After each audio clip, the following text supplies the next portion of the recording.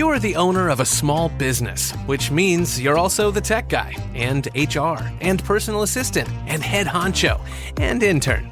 You could use another pair of hands, like the experts you'll find at Verizon Small Business Days, April 21st through 27th. Get a free tech check, special deals, and more. Call 1-800-483-4428 or visit verizon.com/smallbusiness to book your appointment. Verizon Business.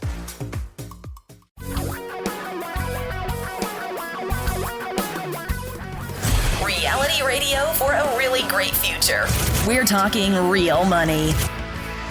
Why do we keep getting ripped off? Well, okay, I know I said we. I'm not getting ripped off. Why do you keep getting ripped off? Why? I mean, in the past week, there have been, I think 3 stories that I've read about Ponzi schemes. The first one was the fact that now the SEC has determined that the Atlanta advisor who had a radio show and was promising these high return investments, and then he went missing, he vanished. Well, it turns out he was running a Ponzi scheme. And then just today, a guy in Norwalk, Connecticut was sentenced to 42 months in jail. Hardly seems adequate, but 42 months for running a $5 million Ponzi scheme. And then finally, we have the guy yesterday, or maybe the day before, over the weekend, the guy who was running from the FBI. He had been running a $35 million Ponzi scheme.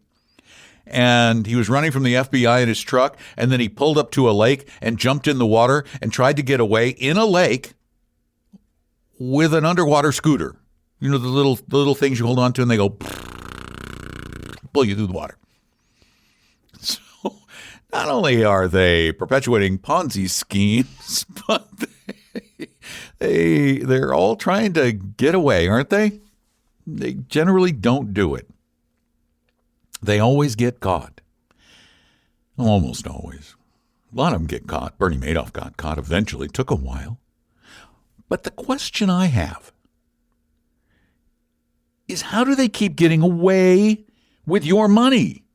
How do they keep getting your money from you? What are you doing? You need to take some responsibility if you get ripped off in a Ponzi scheme. Do you know in 2019, there were $3.25 billion lost in that 1 year to Ponzi schemes. And that's those who got caught. Now, for those of you who don't know, a Ponzi scheme is a financial fraud in which the early victims, the first people to get in, actually make the kind of money they were promised. But it's being paid out from new money coming in from the subsequent investors in quotes. And it works as long as you can find a greater fool. As long as you can get somebody to buy in, you can keep paying off the old people, the old investors at these high returns, and keep a bunch of money for yourself as long as you can keep finding new fools. The problem is eventually you run out of people who are willing to give you their money. As a matter of fact, eventually you're just going to run out of money. And they always do. They succeed for a while, but eventually they fall apart. They have to. The math doesn't work. So what is it? What is it that makes people fall victim to these? I believe it's a combination of things. First, of course, succumbing to greed. Every one of these Ponzi schemes promises high returns with little or no risk, or high returns that are ridiculously high, like 1.5% per month or something like that. They're just ridiculously high. And anyone with a fraction of a logical thinking brain would conclude, well, that's just not likely. In fact, that sounds too good to be true. But what we do is we have this amazing ability to suspend disbelief if it's something we want bad enough, and high returns are one of those things that we want bad enough. The other way these people get you is by making you feel special. We all think we're above average, and we all think we deserve an above average return, particularly those of us who are extra wealthy or extra famous. We already get everybody telling us how special we are, so of course there are people out there who are going to give us special investments. That's why you see so many athletes and stars and wealthy people get ripped off in these Ponzi schemes. The Bernie Madoff Ponzi scheme was in large part an affinity scam. It was all these people who said, well, my friend is getting this money from Bernie and he's special and, Bernie is special. So I'm special too. I want to get in. So everyone who gets ripped off in a Ponzi scheme, whether you like it or not, the reality is you need to take some responsibility for getting ripped off. And every one of us should learn a lesson from this. And I don't think we will, but I wish that we would. And that is, I'm going to go right back to the same old saying. If it sounds too good to be true, it's too good to be true. Just know that. You'll save yourself a lot of grief, and you'll probably enjoy a better future if you stop getting greedy. Do you have any questions for us here on the podcast or the radio show that airs on Saturdays? Well, give us a call at 855-935-TALK, 855-935-8255, or send in your question online at talkingrealmoney.com. That's talkingrealmoney.com. It's really easy, and it's really free. So let's take a question that was sent in online. The subject is equity index funds versus equity ETFs. I would greatly appreciate your future guest Paul Merriman's take on this subject if it's not too late. We'll have to get him back on again. It appears he prefers ETFs. I think I have heard you, Don, prefer actual funds over ETFs. Not sure what Tom's read on this is. Well, we do slightly prefer funds over ETFs, only by the slightest of margins, and only because we still, and Tom agrees with me on this, we still have this nagging concern over just generally coming out and saying ETFs are superior. They are superior in some ways. One of the ways they're superior is in their fee structure. The other is in their tax treatment. So, yeah, we are going to start. As a matter of fact, we've started, I believe, using ETFs for our clients' portfolios. And because what we're dealing with, we know are not actively managed, moving the money around ETFs, and we're doing it to get a tax advantage and to get lower fees. Slightly. The fee differences are tiny, and they really are tiny, particularly when you're comparing an index fund to an index ETF. The differences are close to non-existent. One of the reasons we've preferred funds over ETFs is because of the fact that they have a great history, that they have a system that works really well. And ETFs, they've had a few problems along the way. We don't expect them to be catastrophic, though. So we are comfortable with them. It could be we're a little old-fashioned, too. But thanks for the question. We like them both, as long as you're dealing with index products. 855-935-TALK is our phone number, 855-935-8255. And let's take a called-in question, shall we? Hi, guys. Gosh, sorry, I got to get away from my puppy here. I really love the show, and it's one of my favorite things if I remember to tune in and listen to. Enjoy both you and your knowledge. And I'm actually looking to self-direct. I have an IRA that the fees are pretty high on, and I'm going to just go ahead and I just had it switched over to cash. It's a traditional IRA. I'm going to leave my Roth IRA alone. It's got about 80. The traditional IRA has about 313,000 in it. I'd like to try that two-fund recommendation, the VTWAX, and then I can't remember what the bond one is, but it's in your website there. So I just kind of have just a question. Do I just call, Vanguard and say, here's my account from Chase. It's been flipped over to cash. I'm ready to move it in to these two funds. Now, I am 65 years old, so I do have considerations as far as trying to, keep fees low but maintain what I have and not take too many chances. I believe, and I'm sorry I don't have my paperwork in front of me. Shame on me. I believe I'm at roughly a 60 bond, 40, maybe 70-30. I'm sorry, 70-30 stock bond right now. So just kind of really want to know if I should just see do I just contact Vanguard and move the money from Chase to the Vanguard accounts through that method. If you have any idea what direction I should go as far as I do want to move it into the Vanguard accounts, but I also want to keep the bond ratio higher to stock just because of my age, and income. So that's it. Thank you very much. Appreciate your time, and I love the show.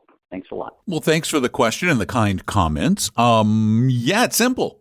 You got the money already sitting in cash at Chase. That has already solved part of the problem. What you would do is either contact via phone, probably better to go online, though. I've heard about long wait times, and go online, set up an account, set up an IRA account with them.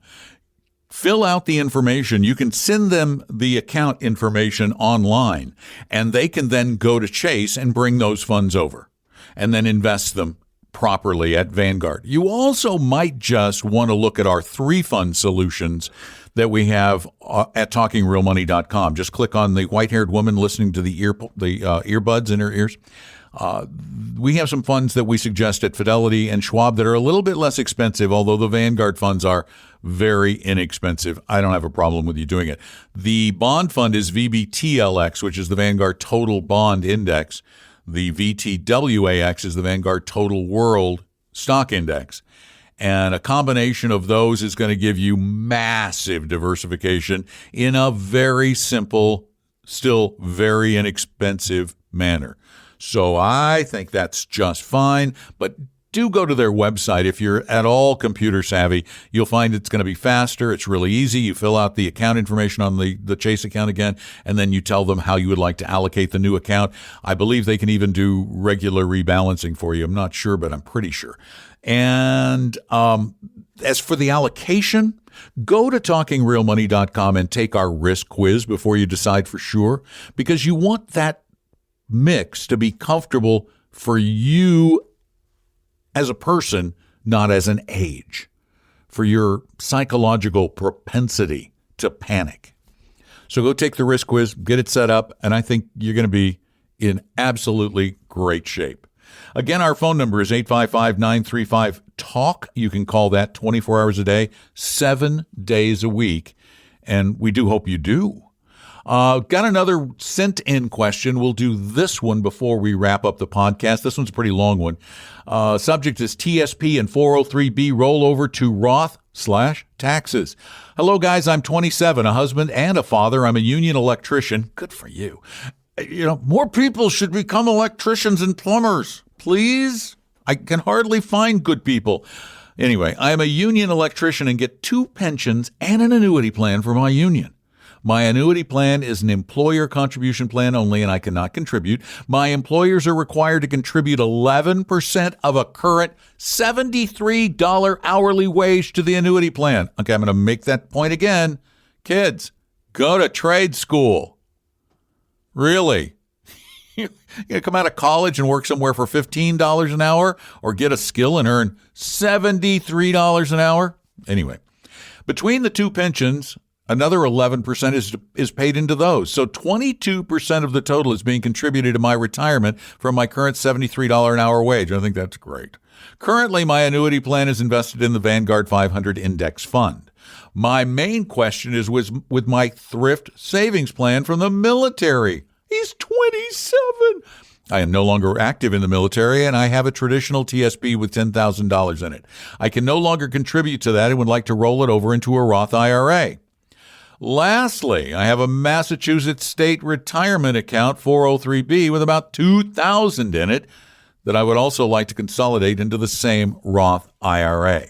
If there's a long period of time I am unemployed, since I'm a union electrician, there is no way for me to earn retirement accumulation working on the side. Of course, there isn't, but that's okay. So my thought is to get all non-union into a Roth IRA so I can contribute to that in addition to the annuity plan and the 2 pensions. And when I am not working for the union, I can privately contribute to my personal Roth IRA as a means of continued contributions without breaks from layoff periods. Wow.